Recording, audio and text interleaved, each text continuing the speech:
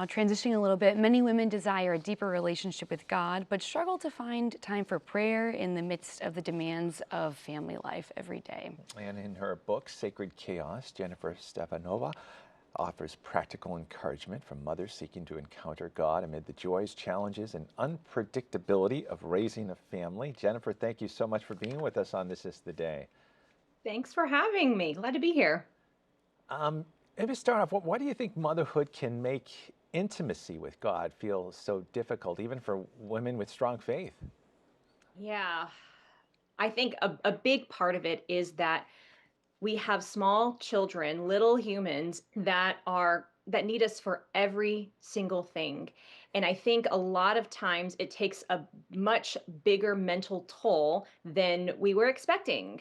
I know for myself, I had a really strong, good prayer life before having kids. I was a missionary with the Blaze Ministries, daily mass every day, holy hours, my coffee, my journal, my candle, my Bible. I can just sit down and pray. I had all these wonderful saints that I can draw from their wisdom, their advice on routines in prayer.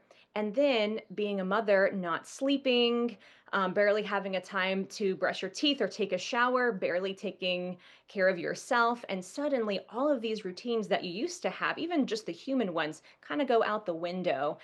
And I think for a lot of mothers that had some sort of intimacy with the Lord pre children, I think one of the big areas that we struggle with is the guilt, thinking that, oh, I no longer have this relationship that I used to have with the Lord, which means in our minds, or maybe it's Satan that's lying to us, which means that now I don't have a relationship with the Lord because it doesn't look how it used to look.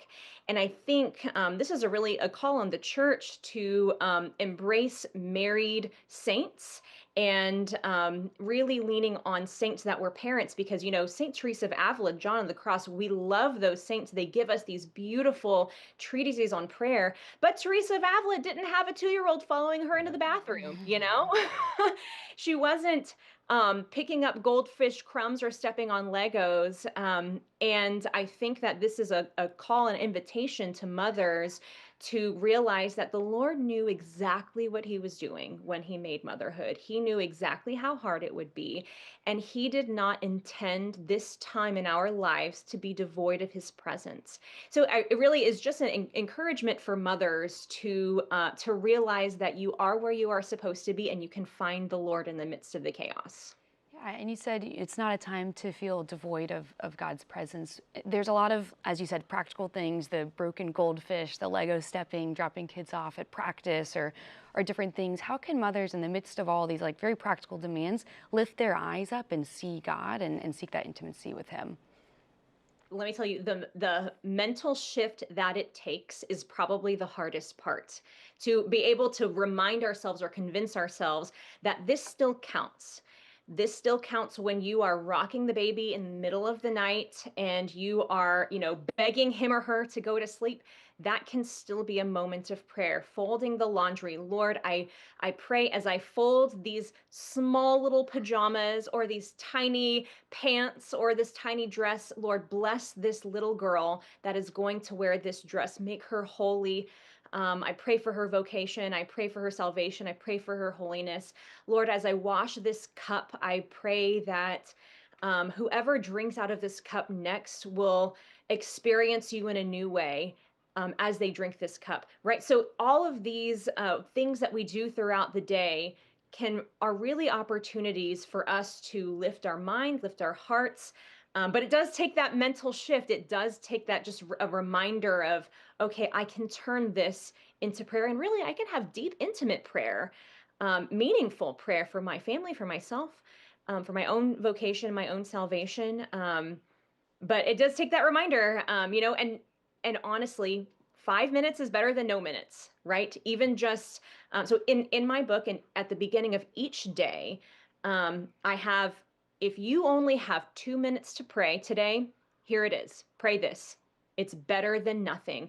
And the hope is that I'll set you up to have a consistent prayer life, even if it's going to be just a couple minutes here, just a couple minutes there. The hope is that we will be able to find that time to sit and have that intimacy with the Lord.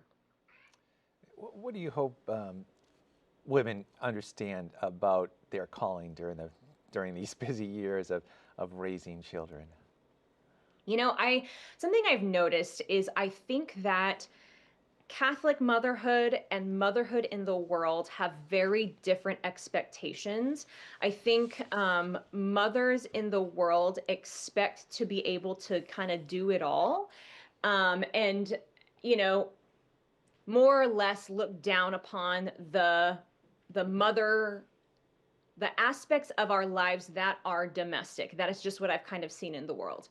What I've noticed, however, in the Catholic world is that Catholic mothers assume that they can have it all, in that my house is always going to be completely clean. Oh, and I hear my 2-year-old right now. My house is going to be completely clean. My dinners are all going to be completely made and organic. Oh, there's Peter. I'm gonna go ahead and let him in. Come on in, buddy. Hi, come on in. Um, I'm gonna, have all of this mental space to pray. And I think that we forget that motherhood requires sacrifice no matter what. It might be sacrifice of your job. It might be, do I want creative kids? Well, then that means my house might be a little bit of a wreck. Do I want to have my mental health? That means I might not have, my dishes might not be done every night. It might mean that the beds aren't made. So everything comes with a trade-off. And I think in the world and in Catholic culture, those trade-offs are different. And I think that Catholic mothers need to recognize that there's still a sacrifice and a trade-off that you maybe weren't expecting. Yeah, Jennifer, thank you so much for joining us and sharing. If mothers watching or grandparents watching who want to gift this book to their daughters or daughter-in-laws, where can they find it? Yes, you can get it on Ave Maria Press, and you can also get it on Amazon. Awesome, wonderful. Thank you so much, Jennifer, for being here with us and for the work you're doing to help mothers.